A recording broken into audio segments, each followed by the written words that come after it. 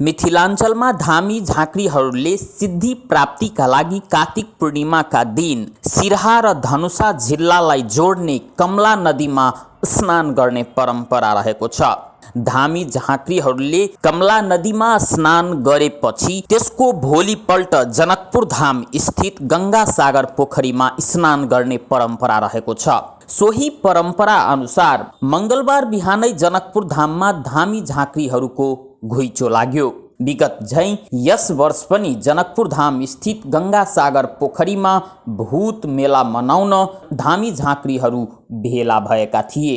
धनुषा, महोत्तरी, सिरहा, सप्तरी सहित भारतको विभिन्न स्थानबाट जनकपुर धामको गंगा सागरमा स्नान गरी मन्त्र सिद्धि गर्न उनीहरू त्यहाँ भेला भएका थिए। मंगलबार जनकपुरको गंगा सागरको दृश्य बेग्लै थियो। पूर्णिमाको भोलिपल्ट एका बिहानै गंगा सागरमा पहेँलो धोती र साडीमा सजिएका नयाँ सिकारु धामी झाँक्रीहरू हातमा बेतको छडी घुमाउँदै कर्कश स्वरमा चिच्याउँदै थिए।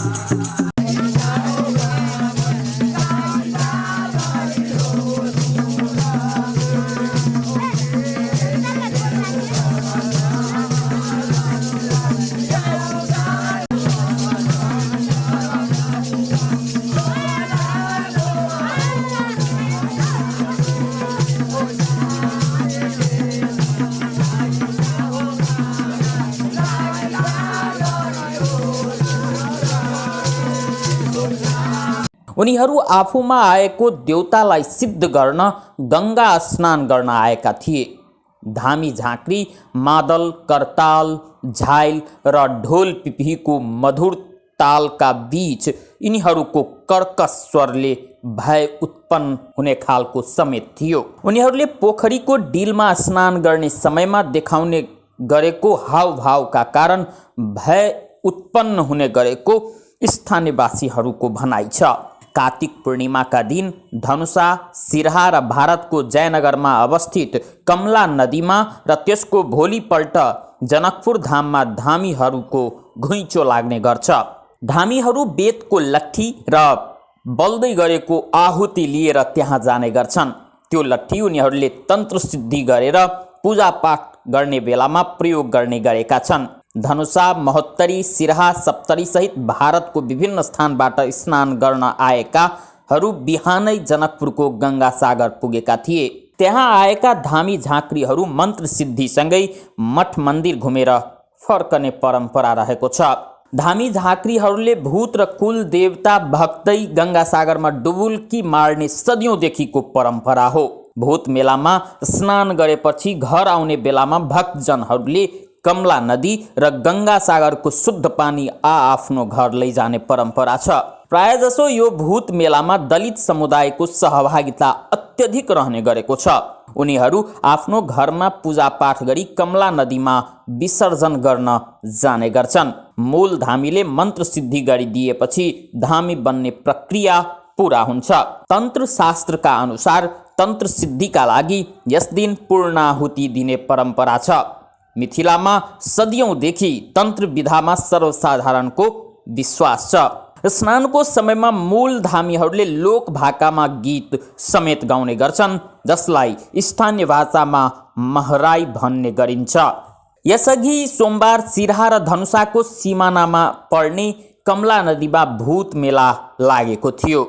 प्रत्येक वर्ष कार्तिक पूर्णिमामा लाग्ने यो मेलामा सिरहा, सप्तरी, उदयपुर, धनुषा सहित भारतको विभिन्न स्थानबाट पनि मानिसहरू आउने गर्छन्। कमला नदीमा स्नान गरेपछि धामी झाँक्री बन्ने विश्वासका साथ देउता खेल्दै स्नान गर्नका लागि गाउँघरबाट यही दिन बिहानैदेखि कमला नदीको तटमा पुग्ने गर्छन्। कमला नदीमा स्नान गरिए कमलेश्वरी देवी तान्त्रिक विद्याको वर दिने तथा योग पाको हुने जनविश्वास रहेको छ। मूल धामीले मन्त्र सिद्धि गरेपछि धामी बन्ने प्रक्रिया पूरा हुन्छ। घर परिवारका कुनै सदस्यलाई हानि नोक्सानी र भूत प्रेत छोयो भने जानकारी कमला स्नान गरेकै व्यक्ति मार्फत कुल देवताले दिने तथा रक्षा समेत गर्ने जनविश्वास रहेको छ। मनोकामना पूरा भएपछि कमलालाई भाकल गर्नेहरूले कार्तिक पूर्णिमाकै दिन सूर्यदेवलाई साक्षी राखेर भाकल दिने परम्परा समेत छ। स्नान गरेर धामी झाँक्री तथा उनीहरूसँगै आएका अन्य व्यक्तिहरूले कमला नदीकै बगरमा दही, चिउरा, मिठासँगै अनेक थरीका परिकार खाएर कुल देवताबाट सिद्धि प्राप्त गरेको विश्वास छ। कमला नदीमा स्नान गरेपछि उनीहरू मङ्गलबार जनकपुर धाम स्थित गङ्गासागर पोखरीमा स्नान गरेका थिए।